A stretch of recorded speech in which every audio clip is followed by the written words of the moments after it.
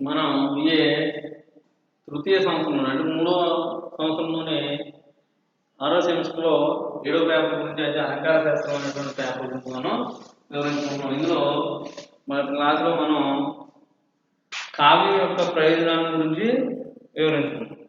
కావ్యం యొక్క ప్రయోజనాలు ఏ విధంగా ఉన్నాయి? కావ్యం వల్ల లోకానికి ఎలాంటి ప్రయోజనం చేకూరుతుంది, ఆ కావ్యం రాయడం వల్ల కవులకు ఎలాంటి ప్రయోజనం చేకూరుతుంది అనేటువంటి అంశాలని మనం గత క్లాసులో వివరించుకోవడం అనేది జరిగింది. అయితే ఈరోజు కావ్యం యొక్క భేదాలు,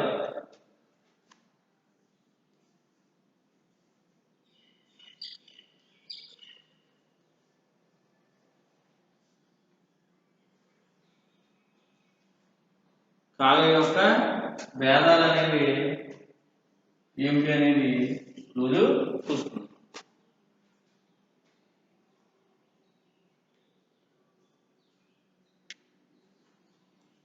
కావ్య ప్రయోజనాల గురించి వివరిస్తున్నాం.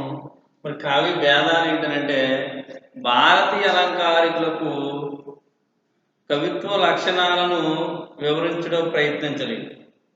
భారతీయ అలంకారికులు కవిత్వం యొక్క లక్షణాలని వివరించడానికి వారు ప్రయత్నించలేదు. ఎందుకనంటే వారు కావ్యం యొక్క లక్షణాలను వివరించారు తప్ప కవిత్వం యొక్క లక్షణాలను వివరించలేదు. మరి ఎవరు కవిత్వం యొక్క లక్షణాలను వివరించారంటే, ప్రాచ్యాత్యులు ఎవరైతే ఉన్నారో వారు కవిత్వాన్ని గురించి నిర్వచించారు, కానీ భారతీయ అలంకారికులు నిర్వచించలేదు. మరి ఎందుకంటే కవిత్వ లక్షణాలను ఎన్ని విధాలుగా ఎంత చెప్పినా ఎంతో కొంత లోటుతో అసంపూర్తిగానే ఉంటుందండి. కవిత్వం యొక్క లక్షణాలను ఎన్ని విధాలుగా చెప్పినా, ఎన్ని రకాలుగా చెప్పినా దాంట్లో ఎంతో కొంత లోటు అనేది ఖచ్చితంగా ఉంటుంది. దాంతోపాటు అసంపూర్తిగానే ఉంటుంది తప్ప సంపూర్తిగా అనేది కవిత్వం అనేది ఉండదు. అంటే కవిత్వం ఒక సజీవమైనటువంటి శక్తి. కవిత్వం అనేది ఒక సజీవమైనటువంటి శక్తి అని చెప్పవచ్చు. దాన్ని నిర్వచించడానికి ప్రయత్నించిన దాని యొక్క నిర్వచనాలను నిర్వచించడానికి ప్రయత్నిస్తే దానికి అతీతంగా అనిపిస్తుంది. అంటే దానికి వ్యతిరేకంగా ఏదైనా దాంట్లో ఉన్నటువంటి సహజమైనటువంటి లక్షణాలను చెడగొట్టే విధంగా ఏదైనా వస్తుందేమో అనే ఉద్దేశంతో ఈ యొక్క కవిత్వం యొక్క లక్షణాలను చెప్పడానికి మన యొక్క భారతీయ అలంకారికులు ఎవరు కూడా పూనుకొనలేదు అని చెప్పవచ్చు. అయితే భోజుడు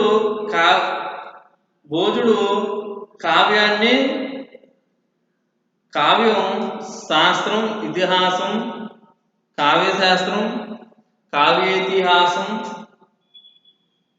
శాస్త్రేతిహాసం అని 6 విధాలుగా చెప్పడం అనేది జరిగింది. అది ఏంటంటే, మొదటిది కావ్యం, 2 శాస్త్రం, 3 ఇతిహాసం, 4 కావ్యశాస్త్రం, 4 కావ్యశాస్త్రం, 5 కావ్యేతిహాసం, శాస్త్రేతిహాసం అని 6 విధాలుగా విభజించారు.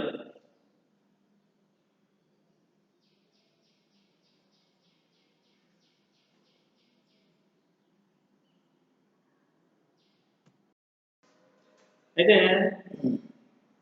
భోజుడు కావ్యాన్ని గురించి నిర్వహిస్తూ ఆయన 6 విధాలుగా చెప్పడం అనేది జరిగింది.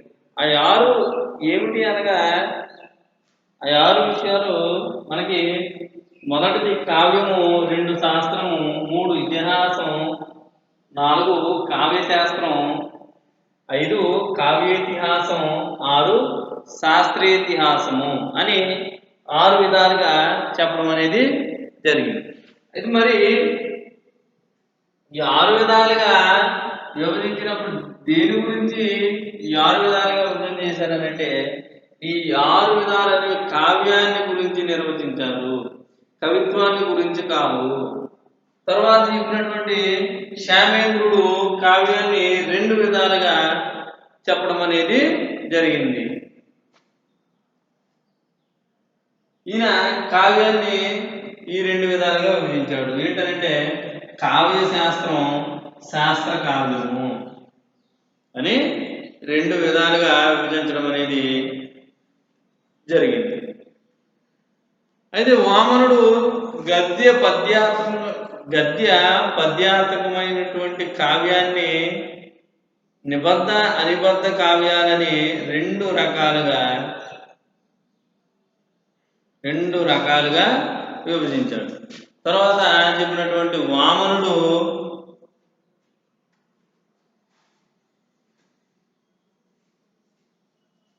వామనుడు 2 రకాలుగా కావ్యాన్ని విభజించడం అనేది జరిగింది. అదేంటంటే నిబద్ధ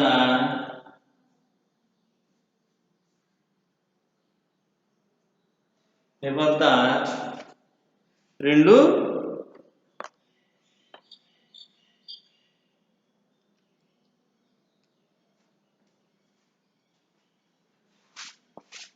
నిబద్ధ ఒకటి,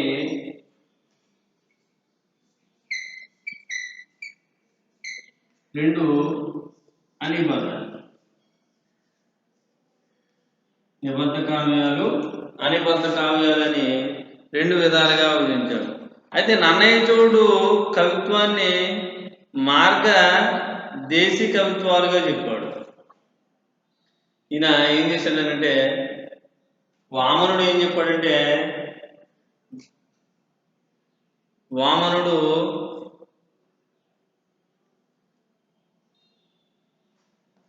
గద్య పద్యాత్మకమైనటువంటి కావ్యాన్ని అటు గద్యంలోనూ ఉండవచ్చు, ఇటు పద్యంలోనూ ఉండవచ్చు. ఇలా గద్య పద్యాత్మకమైనటువంటి కావ్యాన్ని వామనుడు 2 విధాలుగా విభజించడం అనేది జరిగింది. అదేంటంటే నిబద్ధ కావ్యము, 2 అనిబద్ధ కావ్యం అని విభజించాడు. తర్వాత నన్నయ్య చూడు కవిత్వాన్ని దేశీ కవిత్వాలుగా చెప్పాడు. కవిత్వాన్ని దేశీ కవిత్వాలుగా చెప్పడం అనేది జరిగింది. అయితే అప్పకవి ఏం చేశాడంటే కావ్యాన్ని సంగీత సాహిత్య కావ్యాలుగా విభజించారు. కావ్యాన్ని సంగీత సాహిత్య కావ్యాలుగా విభజించడం అనేది జరిగింది. అయితే పాశ్చాత్యులు కావ్య విమర్శ కన్నా కవిత్వ విమర్శ ఎక్కువగా చెప్పారు. వాళ్ళు కావ్యాన్ని గురించి ఎక్కువగా విమర్శించలేదు, కానీ కవిత్వాన్ని గురించి విమర్శ అనేది ఎక్కువగా చెప్పడం అనేది జరిగింది. అదేంటంటే కావ్యంకు పాశ్చాత్య భాషలో సరైన పదమే లేదు. వారు ఎందుకని ఆ కావ్యాన్ని గురించి సరిగ్గా వివరించలేకపోయారనంటే కావ్యాన్ని గురించి వారు విమర్శించలేకపోవడానికి, అంటే విమర్శన చేయడానికి వీలు లేకపోవడం ఏంటంటే వారి యొక్క భాషలో కావ్యాన్ని గురించి సరైనటువంటి పదమే లేదు. మరి కవిత్వాన్ని గురించి వారి భాషలో కొన్ని పదాలు ఉండడం వల్ల కవిత్వాన్ని గురించి విమర్శించడం అనేది జరిగింది. అయితే ఉదాహరణకి పోయం అంటే పద్యం, కావ్యం అని కూడా అనవచ్చు. పోయం అంటే పద్యం, ఆంగ్లంలో ఉన్నటువంటి పోయం అంటే ఇది పద్యం, కావ్యం అని కూడా అనవచ్చు. కానీ పాశ్చాత్యులు కవిత్వాన్ని ఆత్మాశ్రయ కవిత్వం, పరాశ్రయ కవిత్వం అని 2 విధాలుగా విభజించారు. దీన్ని ఆత్మాశ్రయ కవిత్వము, పరాశ్రయ కవిత్వం అని 2 విధాలుగా విభజించడం అనేది జరిగింది.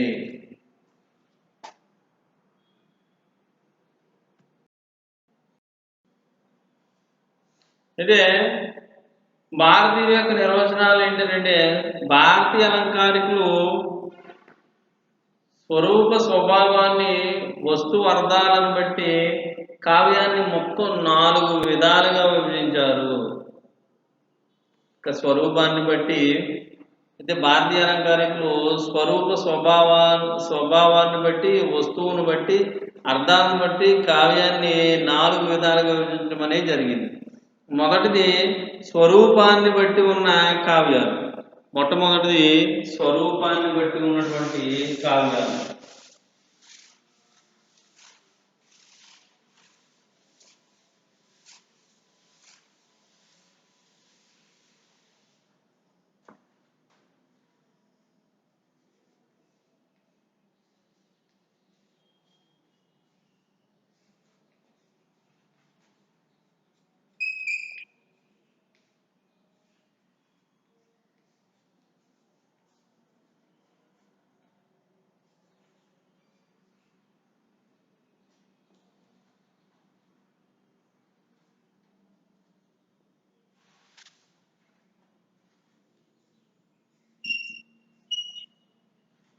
స్వరూపాన్ని బట్టి ఉన్నటువంటి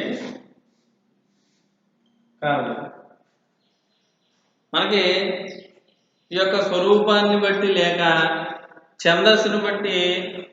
ఛందస్సును ప్రామాణికంగా తీసుకుని కావ్యాన్ని 3 విధాలుగా చెప్పారు. ఈ యొక్క స్వరూపాన్ని బట్టి లేదా ఛందస్సుని ప్రామాణికంగా తీసుకుని కావ్యాన్ని 3 విధాలుగా విభజించడం అనేది జరిగింది. అవి ఏంటనంటే 3 విధాలు ఏంటనంటే మొదటిది పద్య కావ్యం, 2 గద్య కావ్యం, 3 చంపు కావ్యము. స్వరూపాన్ని బట్టి ఉన్నటువంటి దీంట్లో మళ్ళీ కావ్యాన్ని 3 రకాలుగా విభజించడం అనేది జరిగింది. మొదటిది పద్య కావ్యం.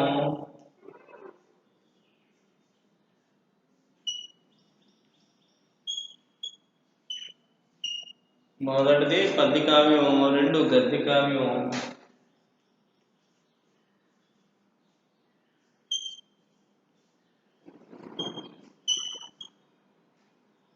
3 చంపు కావ్యము.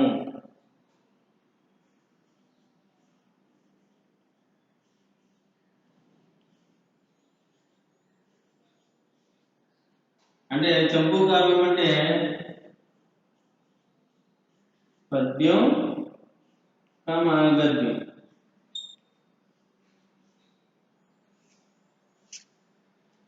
మూడు కూడా ఈ మూడింటిని 3 విధాలుగా విభజించడం అనేది. అయితే మొదటిది పద్య కావ్యం అంటే ఏంటి అని మనం చూసుకున్నట్లయితే సంధి సామాగ్రితమైనటువంటి అకృష్టమైన బంధం. సంధి సామాగ్రితమైనటువంటి అకృష్టమైనటువంటి బంధం కలిగి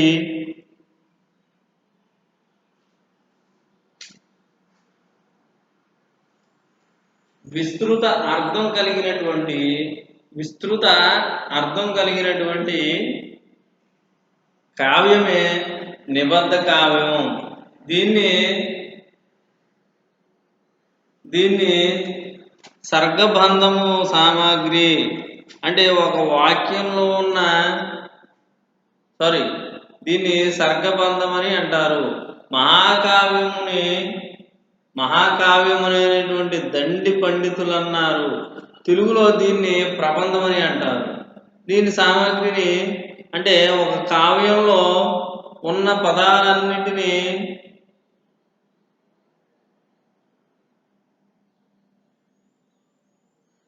ఆ యొక్క ఒక పూలదండ వలె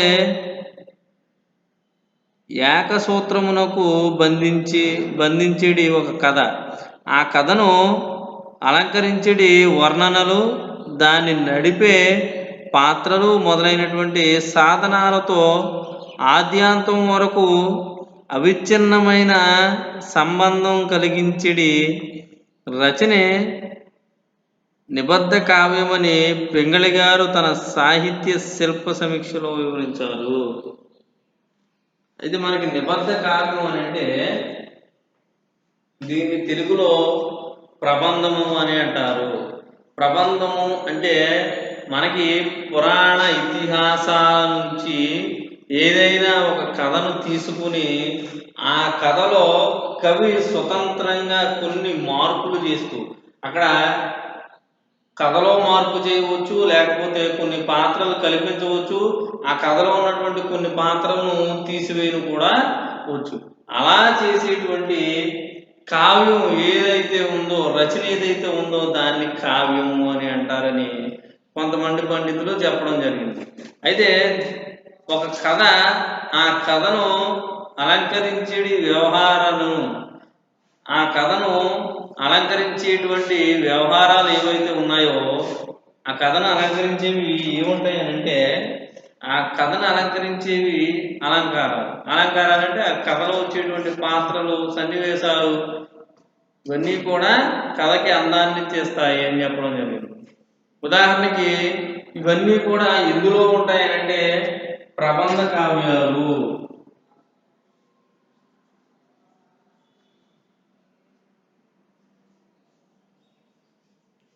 ప్రబంధ కావ్యం. ఈ ప్రబంధ రచన అనేది ఎప్పుడు ప్రారంభమైంది అంటే ప్రబంధం అనేది 16వ శతాబ్దంలో ప్రారంభమైందని చెప్పవచ్చు. ప్రబంధ రచన అనేది 16వ శతాబ్దంలో ప్రారంభమైనది. 16వ శతాబ్దంలో ప్రారంభమైంది. 16వ శతాబ్దంలో మనకి అష్టదిగ్గజ కవులు ఎవరైతే ఉన్నారో శ్రీకృష్ణదేవరాయల యొక్క ఆస్థానంలో పండితులుగా ఉన్నటువంటి అష్టదిగ్గజ కవులు ఎవరైతే ఉన్నారో వారు రచించినటువంటి కావ్యాలన్నీ కూడా ప్రబంధ కావ్యాలే. ఉదాహరణకి ముక్కు తిమ్మన గారు రచించినటువంటి పారిజాత ప్రహరణం అనేటువంటి కావ్యం మనకి ప్రబంధ కావ్యం. అలాగే దోర్జటి గారు, అల్లసాని పెద్దన గారు, ఇంకా అష్టదిగ్గజ కవులు ఎవరైతే ఉన్నారో వీళ్ళందరూ రాసినటువంటి కావ్యాలన్నీ కూడా ప్రబంధ కావ్యాలే. ఇవి నిబద్ధ కావ్యాలు. మరి అనిబద్ధ కావ్యాలంటే ఇతివృత్తం ప్రాధాన్యం లేనటువంటి కావ్యాలను అనిబద్ధ కావ్యాలు అంటారు. నిబద్ధ కావ్యాలంటేనేమో ఇతివృత్తం అనేది ప్రధానంగా ఉండాలి.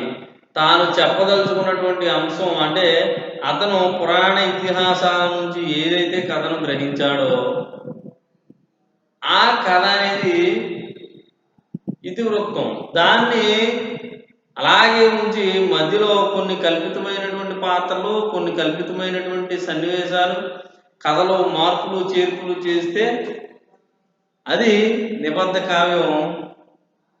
అసలు ఇతివృత్తం ప్రధానంగా లేనిదే అనిబద్ధ కావ్యము. ఇతివృత్తంతో ఎలాంటి సంబంధం లేదు. అలా సంబంధం లేకుండా రచించేటువంటి కావ్యాలు ఏవైతే ఉన్నాయో అవన్నీ కూడా అనిబద్ధ కావ్యాలు. అయితే దీనిలో చాలా భేదాలు లేక వీటిలో అనేక రకాలైనటువంటి భేదాలు ఉన్నాయి, అలాగే కొన్ని రకాలు కూడా ఉన్నాయి. ఇందులో చాలా అంతర్భేదాలు ఉన్నాయి. వాటిలో ఎక్కువ ప్రాధాన్యం కలిగి ఉన్న కొన్నిటిని పరిశీలిద్దాం మనం ఇప్పుడు. అవి ఏంటంటే ముక్తకము, కులకము, పంచరత్నము, నవరత్నములు, నక్షత్రమాలిక, శతకము, ఖండకావ్యము. పైవన్నీ పద్య కావ్యాలే. అంటే ఛందో నియమాలని రచించి చేసిన ఛందో నియమాలనేటువంటి రచించి చేసిన పదకవి శాఖకు చెందినటువంటి గేయ కావ్యాలు కూడా ఈ యొక్క కోణకు చెందినవే. పైన చెప్పినటువంటి కావ్యాలు ఇంకా దాదాపు 14 భేదాలు ఉన్నాయి. వీటిలోనే ఇంకా 14 భేదాలు ఉన్నాయని చెప్పవచ్చు. చంద్రగ్రహణాలు, సూర్యగ్రహణాలు, ఇంద్రగ్రహణాలతో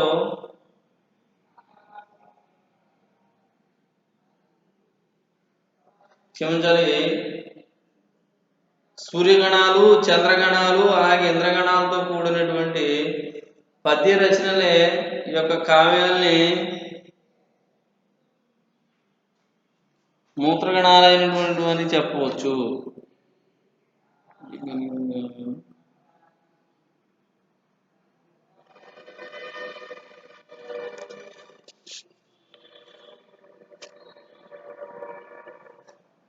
అయితే ఇందులో మనకి ముక్తకము అంటే ఏమిటి, పులకము అంటే ఏమిటి, పంచరత్నం అంటే ఏమిటి, వీటి గురించి పరిశీలన చేద్దాం.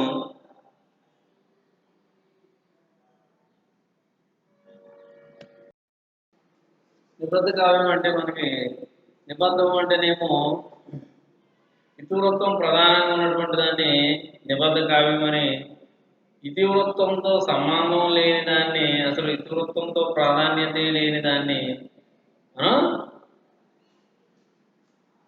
అనిబద్ధ కావ్యం అని చెప్పడం జరిగింది. అయితే ఈ అనిబద్ధ కావ్యంలో మనకి మొత్తం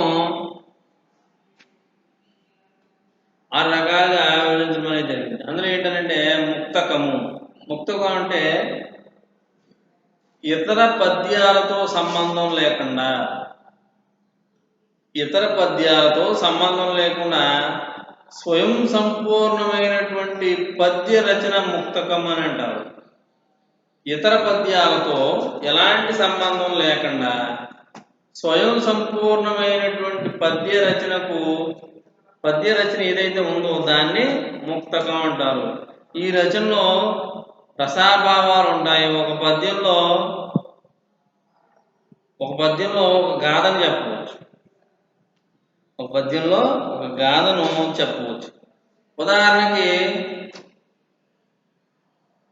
అమరుకం, గాథ సప్తసతి, ఈ రెండు కూడా ముక్తకంలోకి వస్తాయి. పులకం అంటే పరస్పర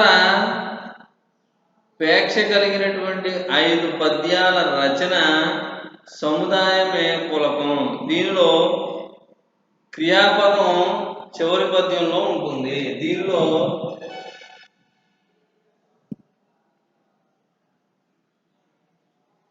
క్రియాపదం అనేది చివరి పద్యంలో ఉండడం అనేది జరుగుతుంది. తర్వాత 3 పంచరత్నాలు లేదా పంచరత్నావళి. ఇక్కడ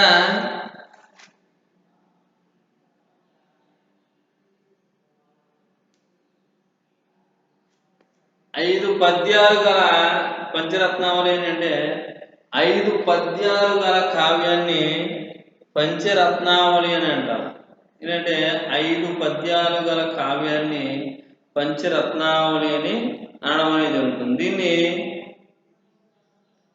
నేడు పంచరత్నాలని పిలుస్తున్నారు. అయితే మనకి రత్నావళి లేదా నవరత్నాలు అని అంటే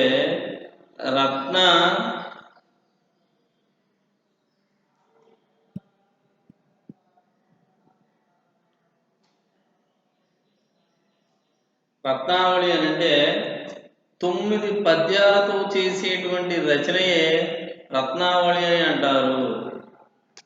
దీన్ని నవరత్నాలు అని కూడా అంటారు. 9 నవ అనగా 9. నక్షత్ర మాలిక. ఈ యొక్క నక్షత్ర మాలిక అంటే తారాను సఖ్యగా